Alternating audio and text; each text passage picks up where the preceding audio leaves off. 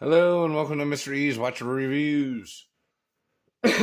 Today we are going to be reviewing the Islander Isl-08.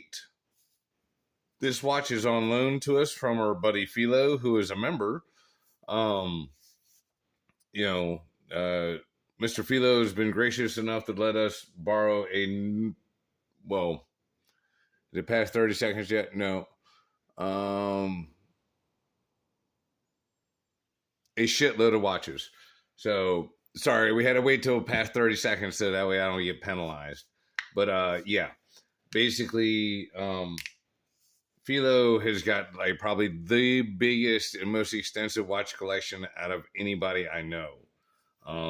Like there's pretty much not a watch on the market, especially a diver, that I don't think he owns. At any rate, we reviewed his other Islander dive watch, this one right here, just a few weeks ago. I was super impressed with that one. We also have a discontinued, I believe, like racing watch that we still got to do. But at any rate, today we're focusing on the ISL-08. Basically, this is a skx007. I don't know. We can say homage, but I don't think homage is quite correct because I mean it is an SKX007 case and Seiko movement and blah blah blah. So it's not really a homage when it's made with all the same shit.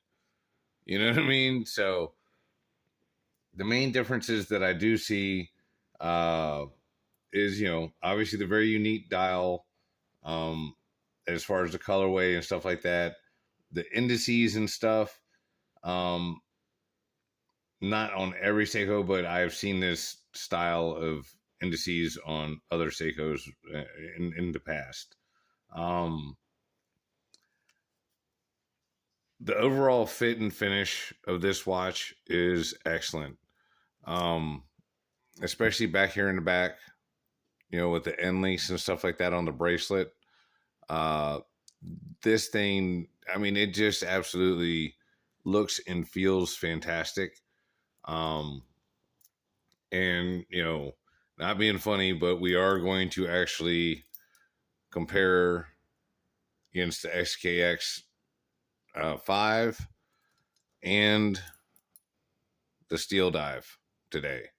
I even busted out. I even had to go dig out the Seiko's box so I could get its original bracelet. And here, I'll just show y'all what I'm talking about. Because like one of the big things about these Islander watches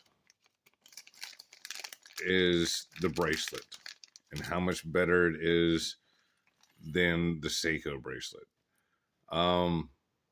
Like this isn't terrible, like as far as like totally terrible, but like, here's the big differences. See how this has got a thin pressed clasp? This has got a nice milled clasp. See, I mean that's a huge difference right there. All right, that one thing right there. Now, the other big thing is this uses screw links. And sorry, my fingers are bothering y'all. As y'all can see, I whacked the shit out of this one again. That is blood. Yes, I've cleaned it up, but it keeps bleeding, and it's one of them things where how the hell you put a Band-Aid underneath of the fingernail. So, but back to this. Sorry, I didn't mean to distract y'all. I just happened to look at the camera and saw that the thumb was red, bright red. I didn't want you to be like, "Oh, why didn't you wash your fingers?" And fucking I have. But back to this. They use pin and collar on the Seiko bracelet.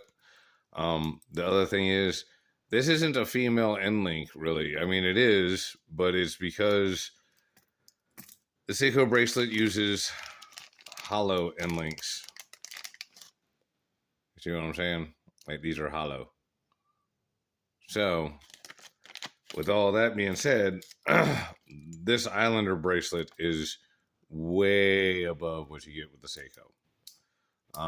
And again, this is going to be a really kind of crucial point later when we get down to the price point of things. Now, for myself personally, I was not a fan of the 430 crown position. Like, I just didn't like the way it looked until I got the skx5. Once I got that one, I realized, you know, it does serve a purpose. It is kind of cool. Basically, it grew on me. However, I do not like having to wind these things. It is such a pain in the ass. And I mean, this is no different because the case is basically the exact same as a 007 or the skx5, really. It's just the crown guards, because they dip down right here and the crown comes out straight. It's kind of okay to wind, but it's a bit of a pain in the ass. Now, the things that I do like is, you know, obviously all of its Seiko-like qualities, but here are the things that I really appreciate. This comes with a lot more than what you get with from Seiko, and the prices are super close. And even furthermore, you can't get the 007 anymore from Seiko. So with that being said, this takes all the same mods and parts and blah, blah, blah. So you can do all the same kind of cool stuff. But this one comes with a ceramic insert instead of an aluminum one like on the Seiko does. Like I said, we already discussed the end links and the better bracelet and all that. I also like the engraved case back. It is very nice looking, very decorative. The bezel action,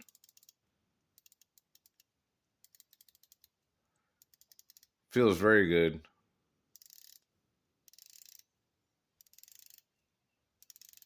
I mean, you know, feels like just about every other Seiko, not every other one, because they do have different kind of like tolerances, but as y'all can see, it does line up. The only thing that I personally don't care for, I don't like the 6 o'clock date. The date window is nice and legible. You know, there's really no issue with any of that. I just prefer it over at the 3 o'clock. But you know, again, that's not like the most end of the world deal breaker for me. I do prefer it over there on the side. Where is my calipers? Go ahead and take the dimensions and everything on this, because I'm sure they are all roughly about the same. All right, so going across the case, looking at 42.3. With the lugs, it's 44.5 down there in the 430 position. Let's see, lug to lug, 45.5 with the male end links, 51.2. And let's see, measure the thickness, 13.5 millimeters thick. So, I mean, quite nice dimensions all the way around. The bracelet looks like it tapers from 21.5 down to 17.5. So, quite nice specs. I mean, just all the way around. Now, let's see. We'll throw it on the scale real quick. And again, this has already been sized up to Felo's wrist, and Felo's wrist and my wrist is about the same size. So we get a wrist shot here in just a second.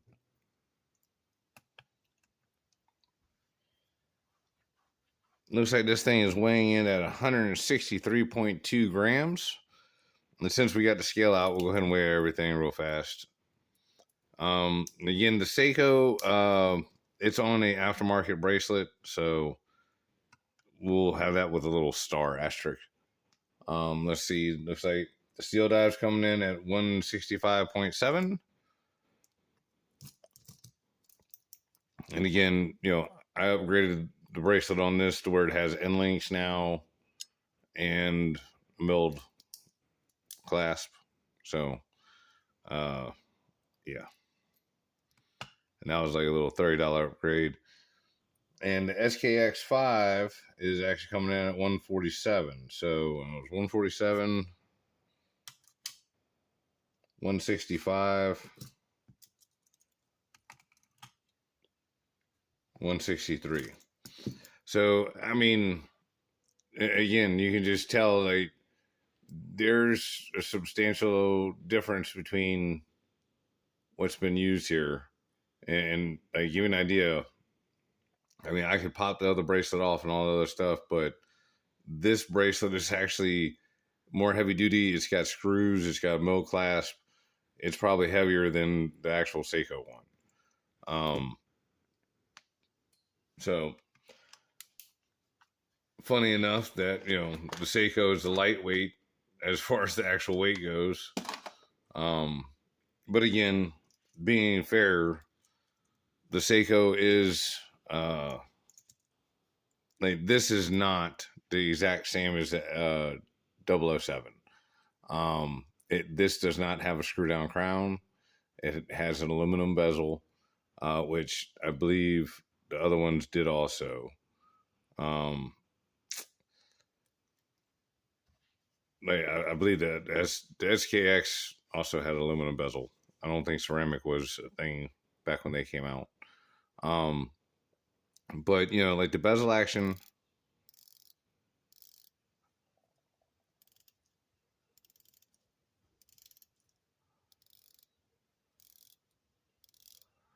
all right, I gotta be honest, the Islander actually feels better. Like, this feels more like my tuna does, like my Seiko tuna, than it does the skx5.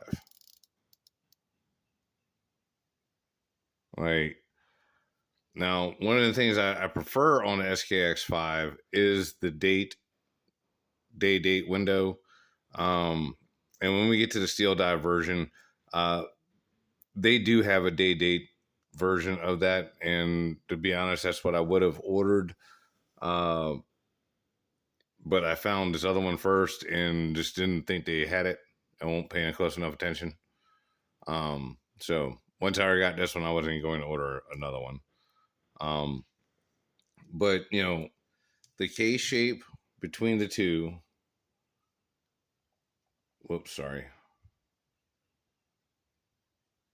is almost identical. Now let's take some measurements on the Seiko.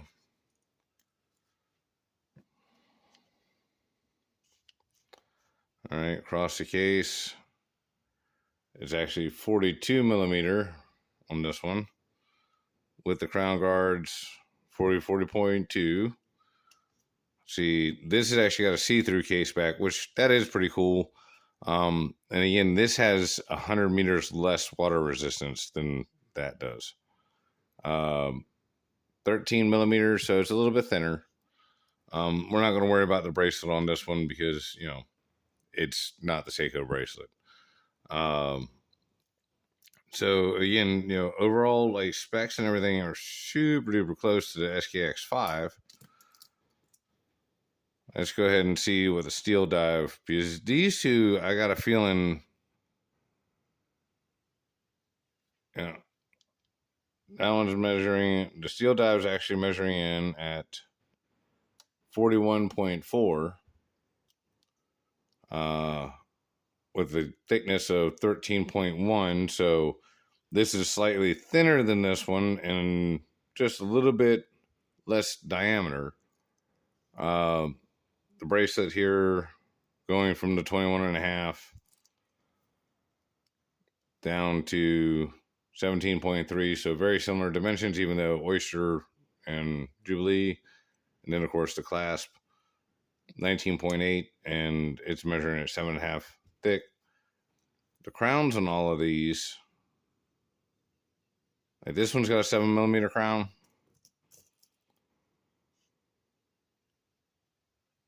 That one's 6.7.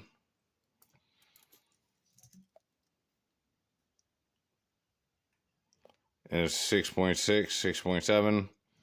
So the crown, the Steeldive is the easiest one for me to wind, because of that tiny bit extra on the crown.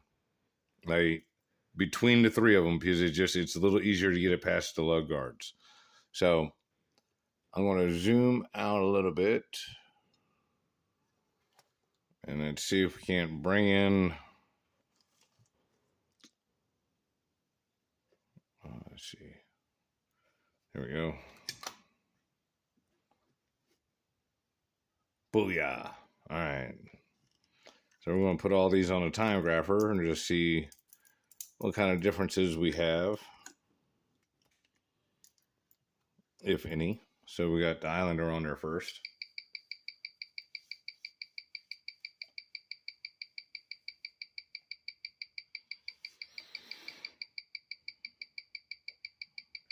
All right, hang on a second.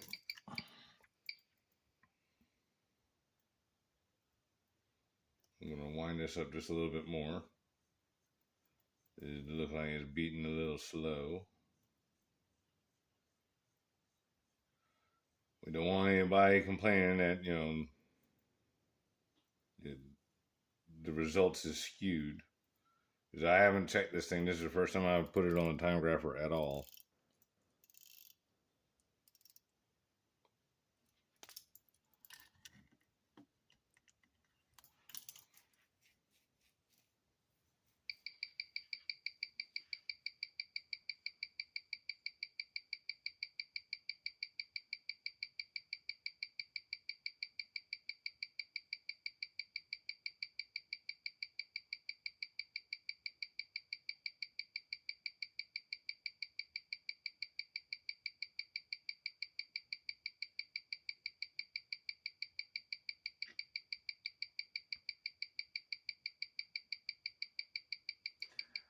Well, I will say it looks like this watch does typical Seiko stuff with its typical Seiko movement.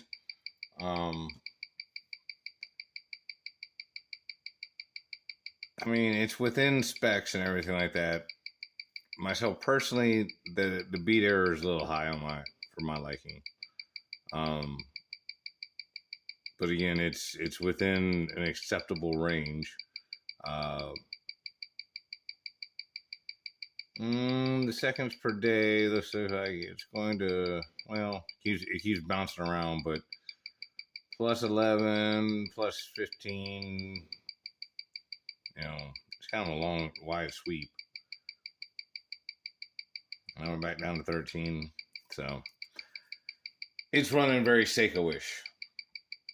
Now, this watch, I've seen it priced at several different ranges, anywhere from about $195 to like $225.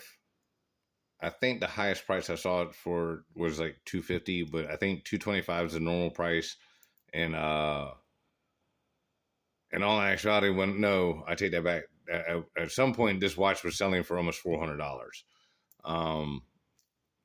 But you know, like now on their website, it's back down around a more what I would consider a reasonable price tag. Now, the only problem for me on this is that reasonable price tag, because we're going to put the Steeldive on here. This I got off of AliExpress for like right around $100. I think it's 100, maybe 110, and I know they had it on sale with coupons for like $99. You know,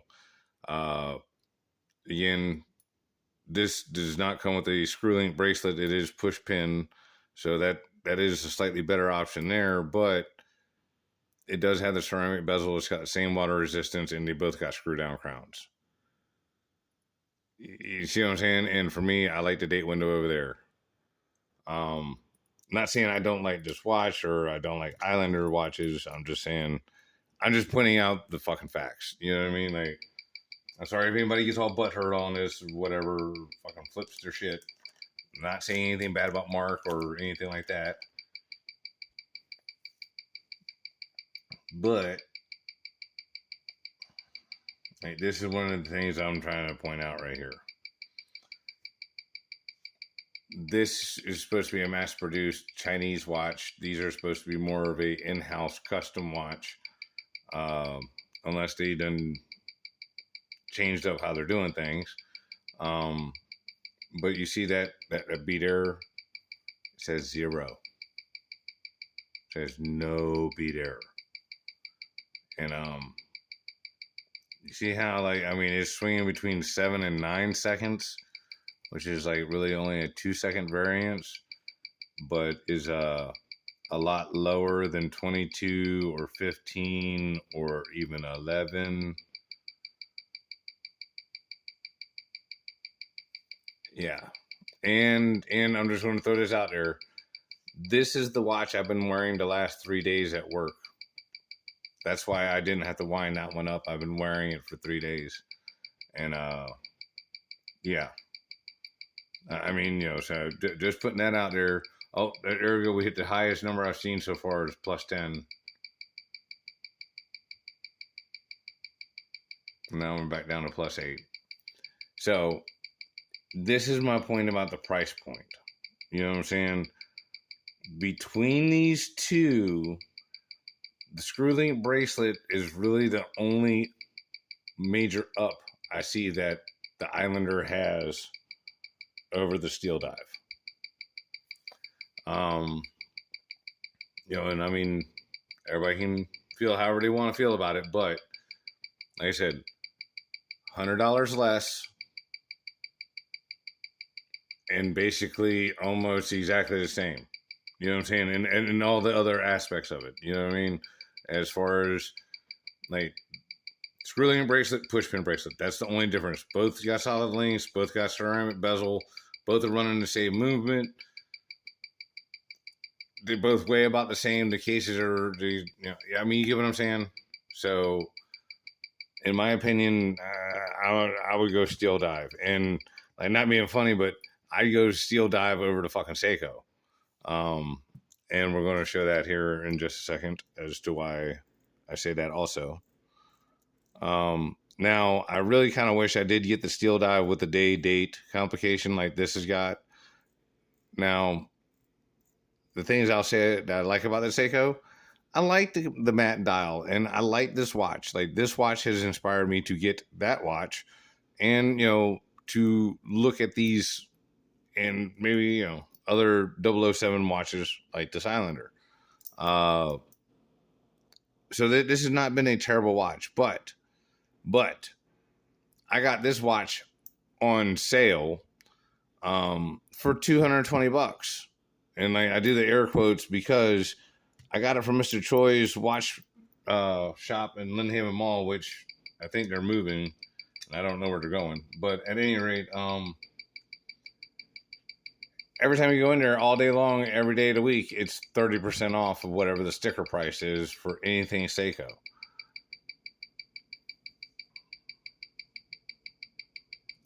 Holy shit.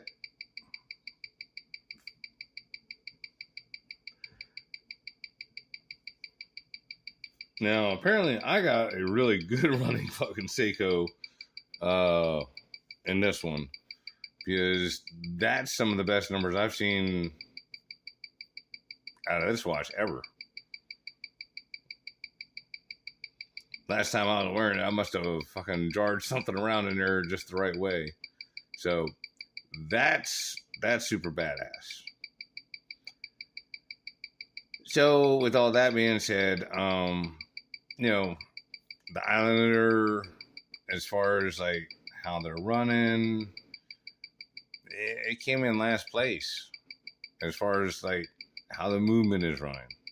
And I'm going to throw it back on the Timegrapher just to make sure that we didn't get no fucked up readings. But y'all have seen I didn't change or fiddle with nothing other than move watch from watch to watch. But yeah, so I'm still real impressed with the Steeldive just because it had no beat error whatsoever. But 0.7 and 0 seconds or +1 on the Seiko, yeah, that's fucking badass. Like, I'm very happy with that. I mean, I knew I always liked this watch for a reason, but you know. All right, so just so we can again be fair, we'll put this back on and see what it's reading now. Just make sure ain't nothing changed.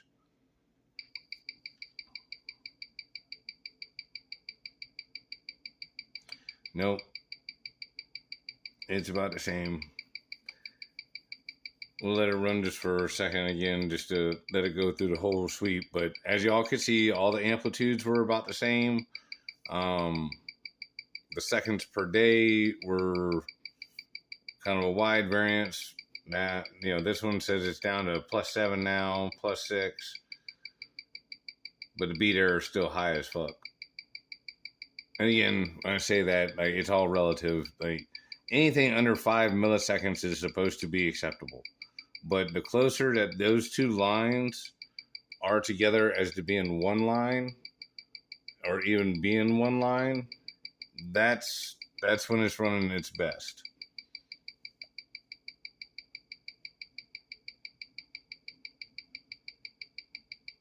All right, well, it's sitting flat on his back. Seems to have calmed down to a +6 to +10 range now. And again, earlier y'all saw it was running +11 to +15. So, you know, that's still a 4-second swing. When you were looking at either one of the other two, it was only like a 2-second swing at most. And again, like, change positions and this and that and blah, blah, blah, you know, does change other variables and has other effects on the watch. That's why, you know, for anybody questioning my scientific prowess here, is that, you know, we did everything in just one position to try and make it the same over and over and over. You know, so you know the results you're getting are the results. You know what I mean? Like, so yeah. It's like every time you change and fuck with a variable and stuff like that, you possibly mess with other things. They just mess everything up. So, at any rate, I want to thank Felo again for loaning us the watch. You know, you guys please like, subscribe, and you go check out my other channel. It's Whoop Ass Racing, and it's ass with Z's. So it's WHOOPAZZRACING. Matter of fact, I'll have a little link to it, you know, on the end screen. But basically, you know, I do cool automotive stuff over there. I'm building my C10 pickup truck right now that I've had for over 25 years. You know, and please, if you guys, you know, would not mind, and I really hate begging like this, but join my memberships on this channel. I would tell you to join the memberships on that channel, but YouTube keeps fucking me and won't let me get it monetized. They keep doing dirty stuff to make sure that I can't get it monetized. So at any rate, if you like the automotive stuff and you want to help support, you know, me or all the efforts and the bullshit and everything like that on, you know, that channel or for this channel, whatever, just join the memberships. I've only got 2 levels. I don't ask a whole lot. I guess I should probably do bigger levels just in case anybody does feel like, you know, doing more. But yeah, I don't really like asking y'all for money. But you know, at this moment in time, my ass is bleeding from the hind. I am bleeding from the hind parts because of that truck. And I know that ain't y'all's fault or y'all's problem, but you know, if you like the stuff I'm doing and you like the content, it'll help me be able to get more stuff done and be able to create more on it. At any rate, I really appreciate you guys. Thank you to everybody. You know, Carl Vincent, Felo, Jody, Dean P, my buddy Carnage, my buddy Duncan, the Time Bombardier, and Walk Around Watches. Check them both out, and check out Stefan up in Canada at P Street Garage and House on Pleasant Street. He also does other cool automotive stuff. He's working on a VW bus right now that is very badass. All right, I'll talk to you later.